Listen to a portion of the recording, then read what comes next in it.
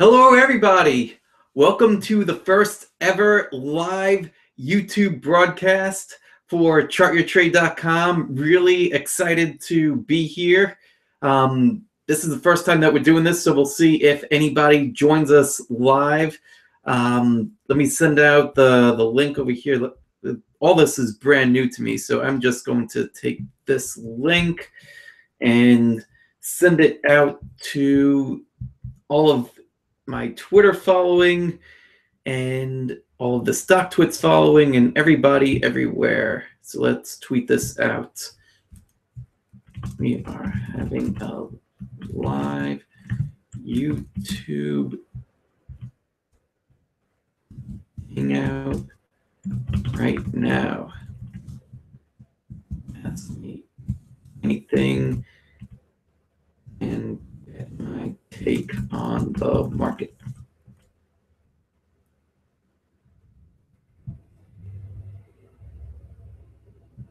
Okay, so let's see if anybody joins us. Oh, there's somebody in the room. How do I see the chat? It's a good question.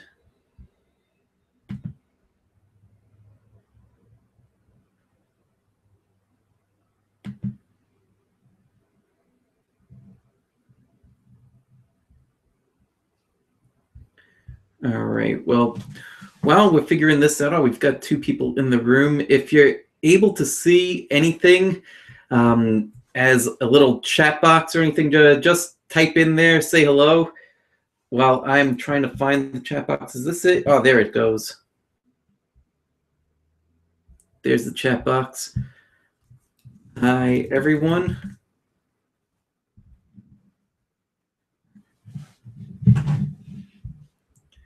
Okay, so hello, everybody. The group chat is open, so if you have questions, feel free to ask them. Otherwise, I am going to dive into the market. So let's do the screen share. And let's dive right into this. We've got my Twitter up. Let's take a look at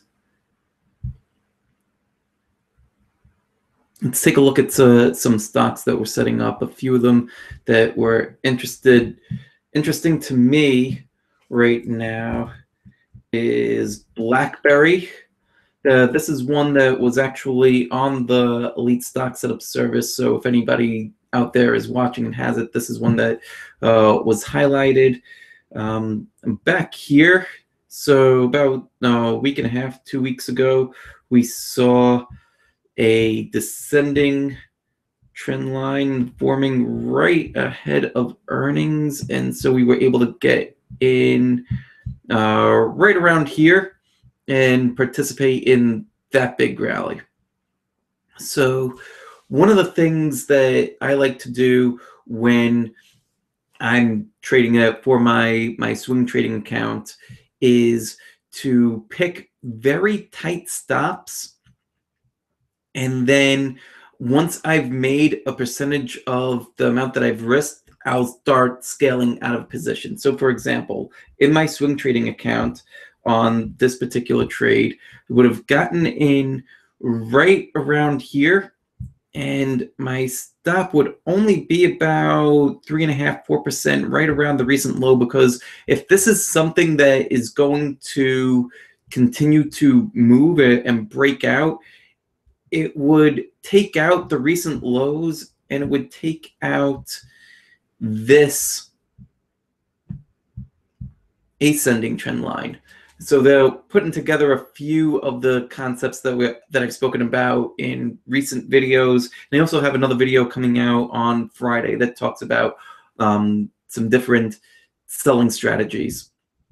But with only a 3% or 3.5% at risk on Blackberry on the 20th, when it reported earnings, we immediately were able to achieve a 4R gain, so 4 times the amount that we've risked, between 3 and 4 R.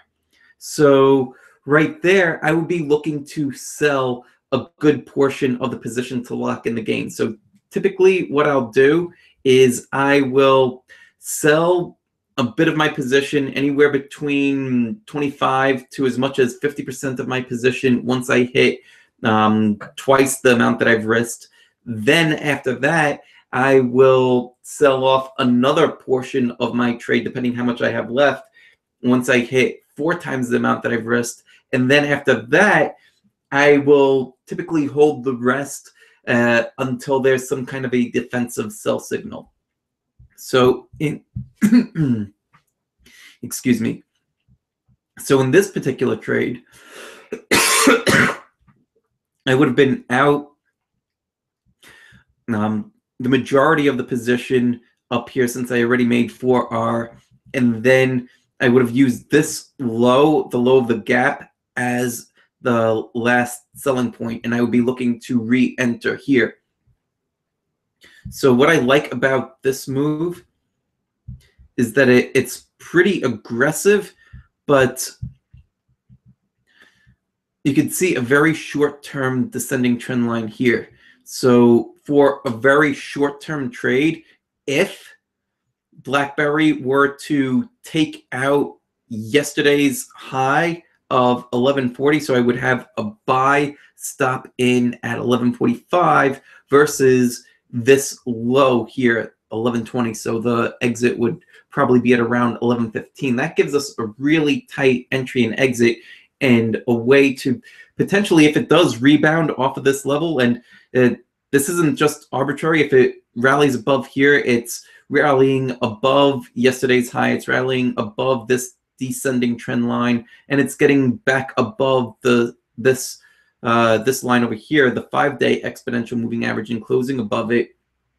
And then it would be catching support at this little green line here, which is the 10-day exponential moving average. So many different factors working in the trade's favor. If it does work, then I would be in, and I would expect it to move fairly quickly. And that's why I would keep such a tight stop on this trade, because if it doesn't work, then it's going to fail pretty quickly, and that idea is done, and I'm moving on to the next one.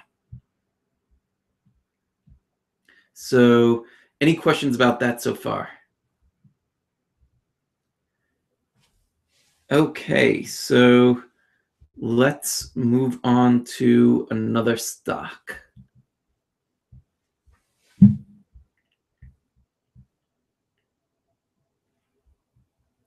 Have some interesting names here. I keep a lot of different lists, just things that I consider interesting ideas. That's what I'm going to go through over here.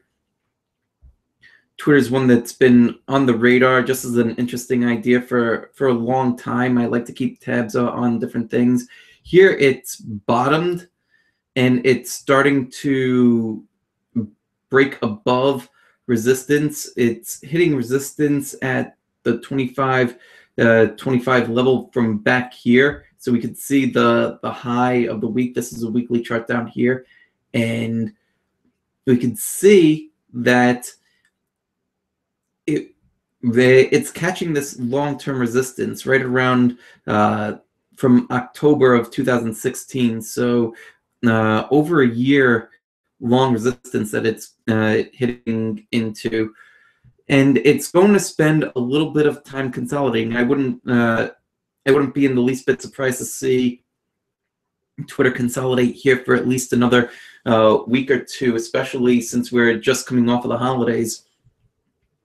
And then into the new year, if it does continue to consolidate sideways, that's beneficial for us as traders, because it allows the longer term trend lines to catch up. So if you're a trend follower, it's going to allow this 21-day exponential moving average to catch up. It's going to allow this 50-day moving average to catch up and support the low of whatever consolidation that it comes to. And then when it breaks out, it's giving us a tighter way to play that particular idea.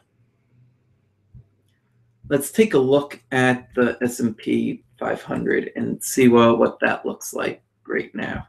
So I'm just going to toggle this off here. This is I'm using TradingView. I really like TradingView a lot. It allows you to do a lot of cool things. One of them is add your own indicators that you could develop your own algorithm and enter in. So I worked with a couple of people to come up with this here. So an automatic distribution day flag. So I'll just add that to this chart up here since it's a daily chart. So add the chart.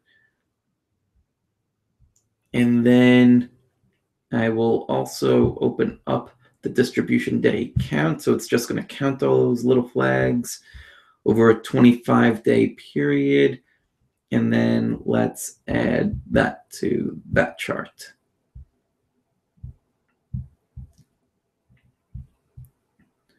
Okay, so any questions about that so far with the flagging and distribution days and everything? No? All right, let's keep going. If you have any questions, just type them into the chat. I'm switching back and forth pretty frequently, so I'll see the questions. But anyway, obviously a very strong trend. What I added here was the distribution days. So we haven't seen a whole lot of distribution on the way up, and we have the distribution day count down here, right? So at this point, right around the end of November, we started to see distribution days fall off and not really too many get added to the count. And this down here is a rolling 25-day distribution day count. So whatever the count is over the past 25 days, that's going to be the distribution days that are being flagged. The reason why we're interested in seeing the distribution days over the past 25 days is because like any greater than 25 and they would start to become less and less important for the current time frame that we're looking at. So more of an intermediate term time frame, it's less relevant. So that's why we let them drop off the count after 25 days. So it's continuing to just rally, and the market is a bit extended from the 50-day moving average. It's built support up around this 21-day moving average, and you can see that it's really received support on or around this 21-day exponential moving average dating all the way back to September.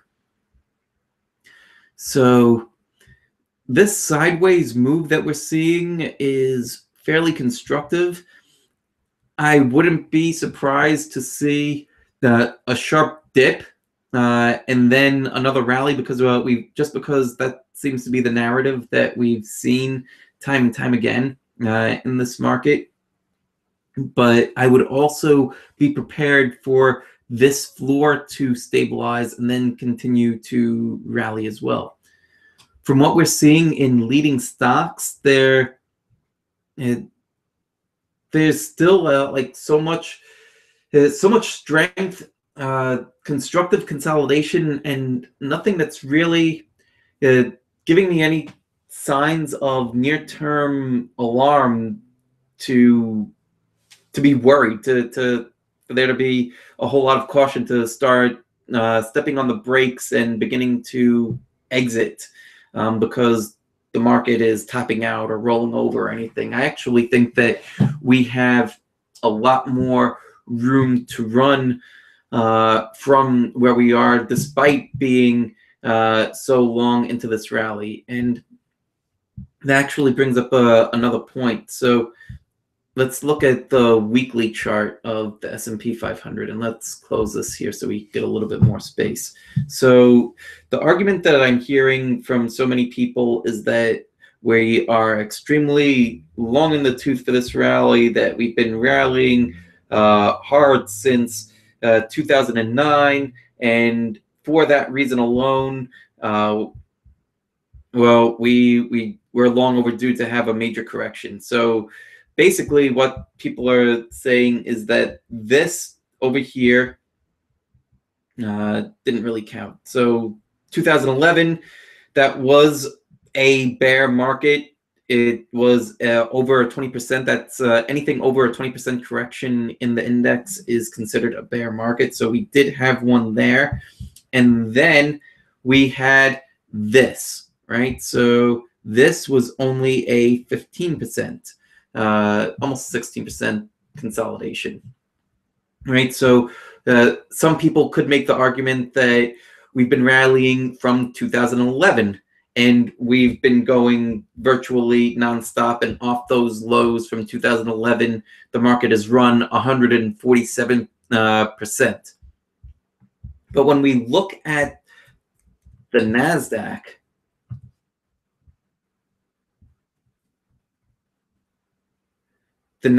actually did have a bear market during 2015, or yeah, it hit it, but it just hit it, like it just grazed it, like that 20%, and it moved sideways. And you saw that on the S&P as well, that it moved sideways for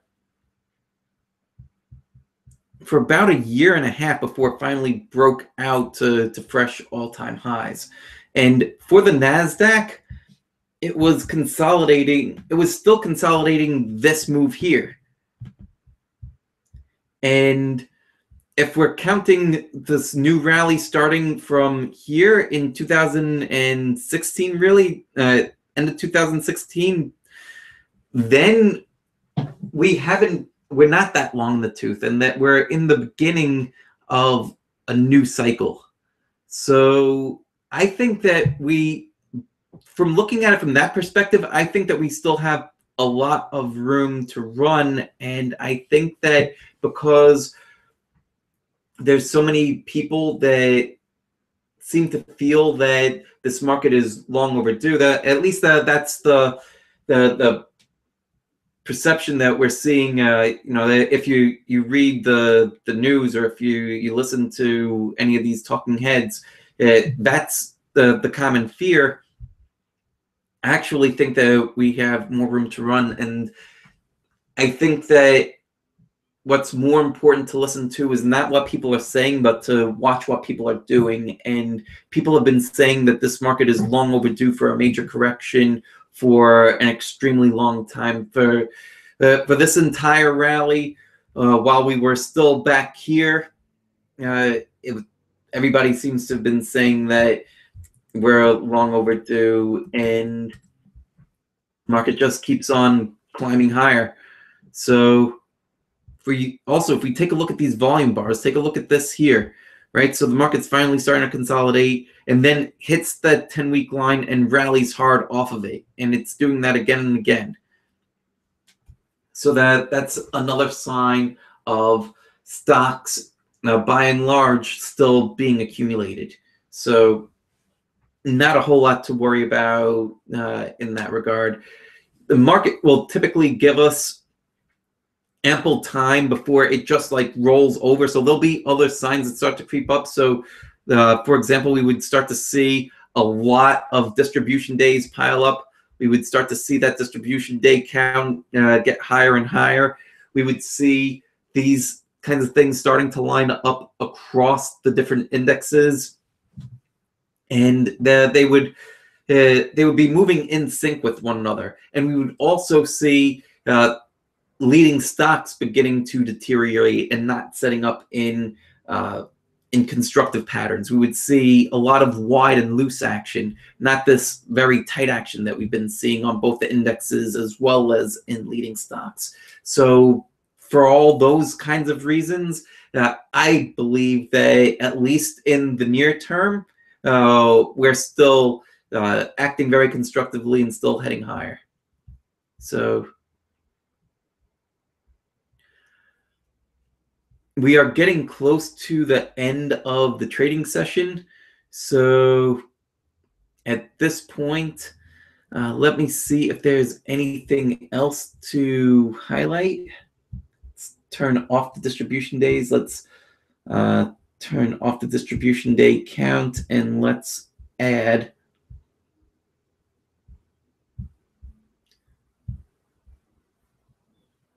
relative strength versus the S&P 500, and let's have that back on both the daily and on the weekly charts.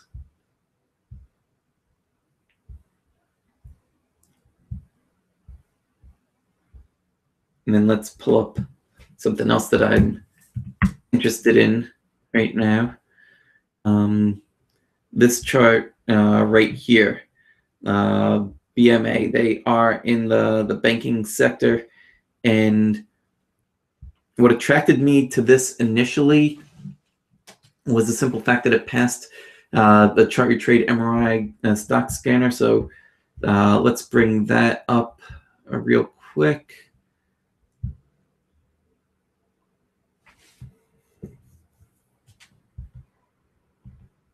And while that is loading,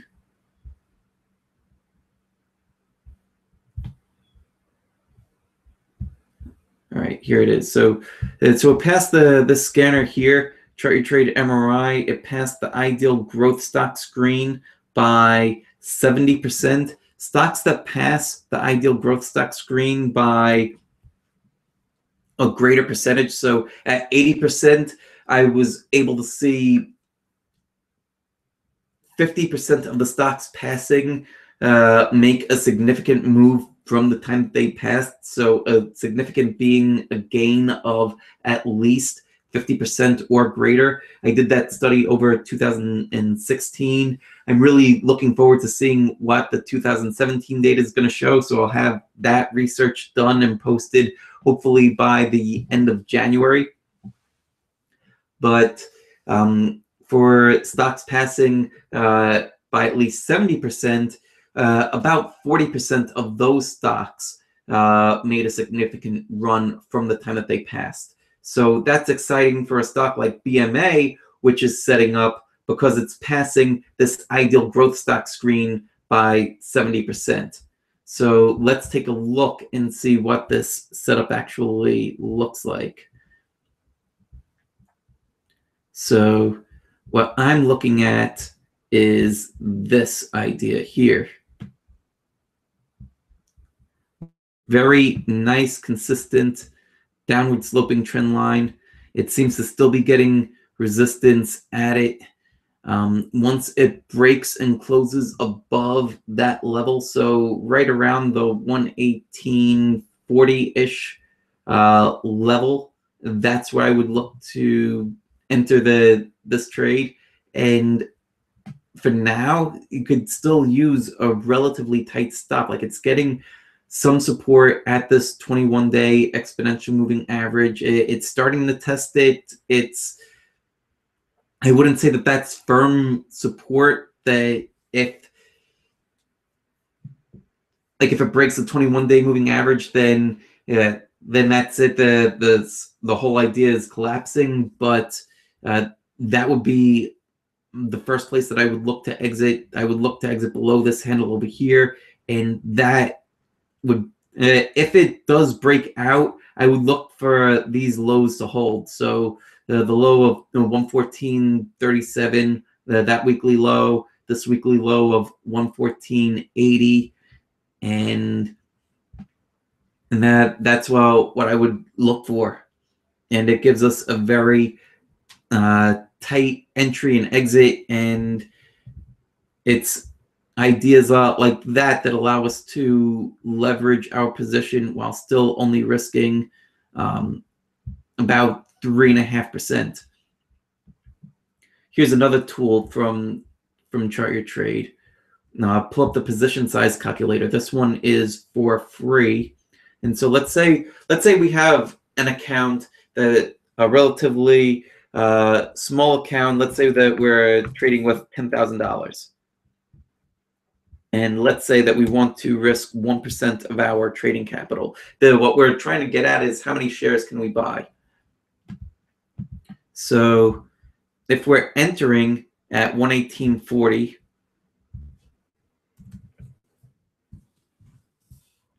And we're looking to exit right around,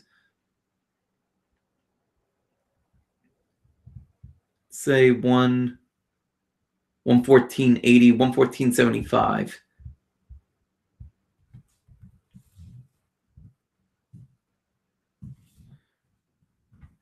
Compute, and we're able to buy 27 shares, and we're able to allocate about a third of our capital to this trade. So that's allowing us to leverage a lot more. We're only risking about 3% on this trade, and we're still only risking 1% of our capital at $100. So to further illustrate, let's say that our protective stop wasn't 114.75. Let's say that it was 110. To risk that same $100, now we're only able to buy about 12 shares. And you could see what that does to the overall position size. So that's the reason why I like to find setups where I can enter and exit very close together, and where it's significant, like this. If this breaks out, then I would expect it to work in a hurry. But if it reverses and closes below that, then that's a flawed pattern, and it obviously needs more time. So that's it for this broadcast. I hope that you enjoyed it. If you have any questions after the broadcast, leave them in the comment section below, and I will personally answer them.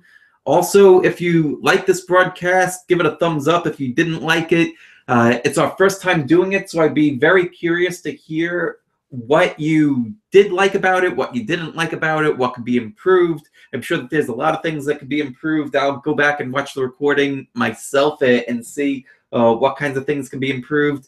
But yeah, let me know any and all thoughts. I'm looking forward to learning from you guys as well. All right, so let's stop the screen share.